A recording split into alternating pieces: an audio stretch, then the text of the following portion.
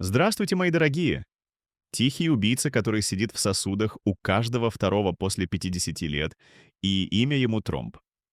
Он не болит, не дает о себе знать, а потом внезапно наносит сокрушительный удар, приводя к инфаркту или инсульту. Большинство людей пьют дорогие лекарства, даже не подозревая, что главный враг тромбов уже давно найден и стоит буквально копейки. То если я вам скажу, что один стакан простого напитка натощак способен сделать кровь жидкой и чистой, как родниковая вода. Этот рецепт не из модных журналов. Его с успехом применял еще один очень мудрый советский флеболог, который посвятил жизнь здоровью сосудов. Он верил, что природа уже дала нам все для долгой и здоровой жизни. Нужно лишь знать, что и как применять. И сегодня я поделюсь с вами этим бесценным знанием. Это не просто напиток. Это ваш ежедневный шаг к безопасности и легкости в теле, о которой многие уже и забыли. Он помогает не только разжижать кровь, но и мягко очищать сосуды от холестериновых бляшек, возвращая им эластичность. Всего один стакан в день, и вы почувствуете разницу. Готовы узнать этот простой секрет долголетия? Кстати, вы когда-нибудь всерьез задумывались о густоте своей крови? Напишите в комментариях просто «да» или «нет». Мне очень важен ваш ответ. И если тема здоровья сосудов для вас актуальна, пожалуйста, поддержите это видео лайком. Для вас это один клик, а для меня знак, что я делаю нужную работу. Итак, давайте вместе разберемся, почему же густая кровь — это не просто слова, а реальная и очень серьезная угроза, которую ни в коем случае нельзя игнорировать. Представьте себе нашу кровеносную систему как сеть рек и ручайков, которые питают каждую клеточку нашего тела. Кровь — это сама жизнь. Река, которая несет кислород, питательные вещества, гормоны и забирает все отходы. Пока эта река быстрая и полноводная, все работает идеально. Но что происходит, когда вода в реке становится вязкой, как кисель или болото? Течение замедляется, на дне оседает тыл, образуются заторы. Вот то же самое происходит и с нашей кровью. Когда она сгущается, ее текучесть падает. Медики называют это повышением вязкости, и это запускает целую цепочку разрушительных процессов, которые подтачивают наше здоровье изнутри. День за днем первым под удар попадает наше сердце. Наш неутомимый моторчик, который за всю жизнь перекачивает целое озеро крови, работает 24 часа в сутки, 7 дней в неделю без отпусков и выходных. Ему приходится с утроенной, а то и учеренной силой проталкивать эту густую вязкую массу по сосудам, общая длина которых, если вытянуть их в одну линию, может дважды обернуть земной шар. Только вдумайтесь в эту цифру. Это колоссальная изнуряющая нагрузка. Сердце изнашивается гораздо быстрее, как насос, который вместо легкой воды заставляют качать густую вязкую смолу. Отсюда и постоянно повышенное давление, которое уже стало нормой для миллионов, и необъяснимые перебои в ритме, и со временем печальный диагноз — сердечная недостаточность. Но это, мои дорогие, только начало. Самая коварная и непредсказуемая опасность густой крови — это тромбы. В нашем организме все мудро устроено. Кровяные пластинки, которые называются тромбоциты, это наши верные спасатели. Если вы, не дай бог, порезались, они первыми устремляются к месту повреждения сосуда, склеиваются и создают живую пробку, затыкая брешь и останавливая кровотечение. Это жизненно важный механизм. Но в густой, медленно текущей крови, словно в сонном болоте, эти спасатели начинают вести себя абсолютно неадекватно и агрессивно. Они начинают слипаться друг с другом и прилипать к стенкам сосудов просто так, без всякой травмы или реальной надобности. Так и образуются сгустки, те самые тромбы, которых все так боятся. Сначала они маленькие, как песчинки, но постепенно, слой за слоем, как снежный ком, нарастают все больше и больше, сужая просвет и мешая нормальному кровотоку. Человек может годами, даже десятилетиями жить с этими минами замедленного действия внутри себя и абсолютно ничего не чувствовать. Он может жаловаться на хроническую усталость, на то, что руки и ноги постоянно холодные, на частые головные боли или шум в ушах. Но списывать все эти симптомы на возраст, на магнитные бури, на погоду, на что угодно, но только не на истинную причину. А в это время тромб растет, и в один совсем непрекрасный момент он либо полностью перекрывает сосуд, как пробка в трубе, либо, что еще страшнее, его часть отрывается и отправляется в свободное, смертельно опасное плавание по кровеносной системе. И вот тут, к сожалению, происходит катастрофа. Если этот сгусток-путешественник попадает в сосуды, питающие сердце, он вызывает инфаркт миокарда. Если его целью становится мозг, случается ишемический инсульт.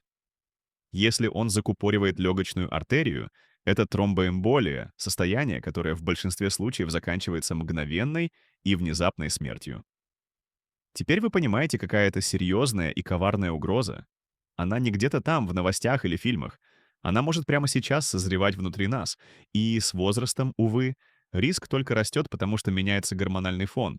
Особенно у женщин снижается природная эластичность сосудов, накапливаются хронические воспаления и заболевания. Я говорю, все это не для того, чтобы вас напугать. Упаси Боже. Я хочу, чтобы вы четко и ясно понимали, с каким невидимым, но очень реальным врагом мы имеем дело. Густая кровь лишает наши органы нормального питания и дыхания. Мозг недополучает кислород. Отсюда и ухудшение памяти, и постоянный туман в голове, и снижение концентрации. Почки не могут нормально фильтровать кровь, что ведет к отекам и другим проблемам. Печень, наш главный фильтр, тоже страдает. Даже наше зрение напрямую зависит от состояния мельчайших капилляров в глазах, которые забиваются в первую очередь. Поэтому забота о текучести, о жидкости нашей крови — это не вопрос профилактики какой, то одной конкрет болезни. Нет, это вопрос фундаментального здоровья и качества всей нашей жизни.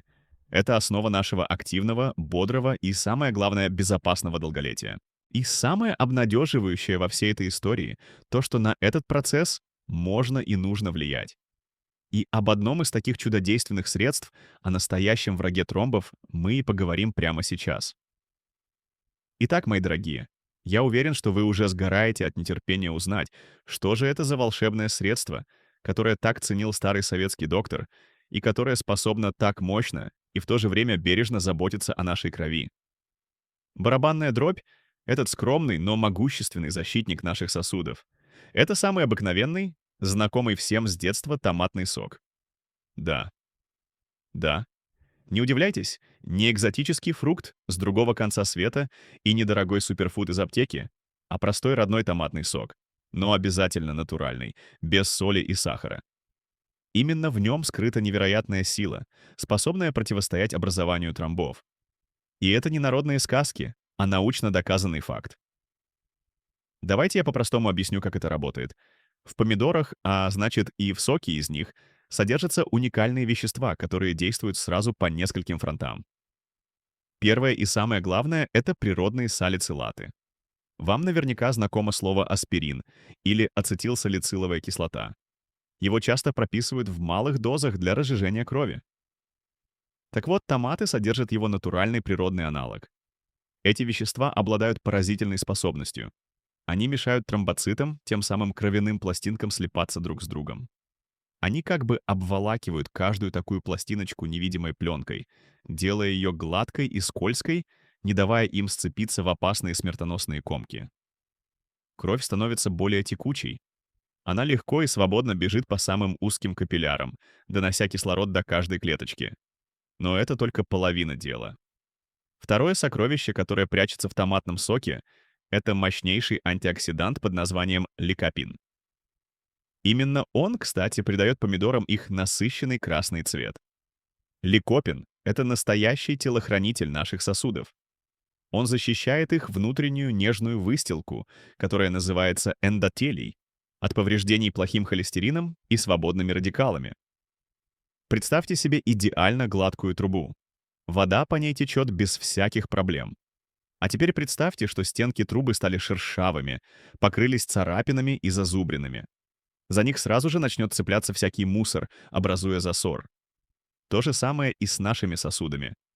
Когда их внутренняя стенка повреждена, за эти царапины и цепляются тромбоциты, формируя ту самую холестериновую бляшку, на которой потом, как на фундаменте, вырастает тромб.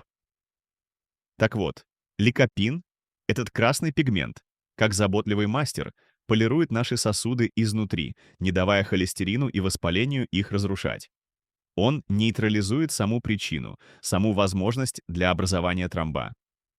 Исследования, проведенные в европейских институтах, показали, что у людей, регулярно употребляющих продукты с высоким содержанием ликопина, риск сердечно-сосудистых катастроф снижается почти на 30%. Только вдумайтесь в эту цифру, это почти на треть. И все это благодаря простому стакану сока. Кроме того, томатный сок богат калием, который жизненно необходим для нормальной работы сердца и для поддержания здорового артериального давления. Он помогает выводить из организма лишнюю жидкость, снимает отеки и снижает нагрузку на наш главный мотор. А витамин С, которого в автоматах тоже немало, укрепляет стенки самих сосудов, делая их более эластичными и прочными, как новая резина. Получается просто удивительная картина. Один единственный продукт работает комплексно, как целая команда специалистов. Одни вещества разжижают кровь, другие защищают и ремонтируют сосуды, третьи поддерживают сердце и нормализуют давление. Именно поэтому тот самый мудрый советский флеболог так ценил это простое средство. Он понимал, что лечить нужно не симптом, а причину. Не просто разгонять кровь химией, а создавать в организме такие условия, чтобы кровь оставалась здоровой и текучей естественным путем. И сегодня современная наука полностью подтвердила его гениальную догадку. Поэтому забудьте о сложных рецептах и дорогих таблетках. Помощь у нас буквально под рукой, но как и с любым сильнодействующим средством. Здесь есть свои правила и тонкости. Очень важно знать, как правильно приготовить и как правильно принимать этот целебный напиток, чтобы он принес максимум пользы и не навредил. И об этом мы сейчас подробно и поговорим. А теперь, мои хорошие, самое главное. Как же превратить обычный помидор в это чудодейственное средство? Пожалуйста, слушайте очень внимательно, потому что здесь важна каждая мелочь. Сразу хочу вас предостеречь. Забудьте про магазинные соки в пакетах и бутылках. В 99% из них содержится огромное количество соли, сахара, консервантов и прочей химии. Такой напиток принесет не пользу, а только вред. Соль будет задерживать воду в организме, повышать давление и создавать дополнительную нагрузку на почки, сводя на нет весь целебный эффект. Нам нужен исключительно натуральный продукт. Есть два правильных пути. Первый и самый лучший — это готовить сок самостоятельно из свежих, спелых, мясистых помидоров. Чем краснее и спелее будет томат, тем больше в нем драгоценного ликопина. На один стакан, а это примерно 200-250 мл, вам понадобится 2-3 средних или крупных помидора. Рецепт до гениальности прост.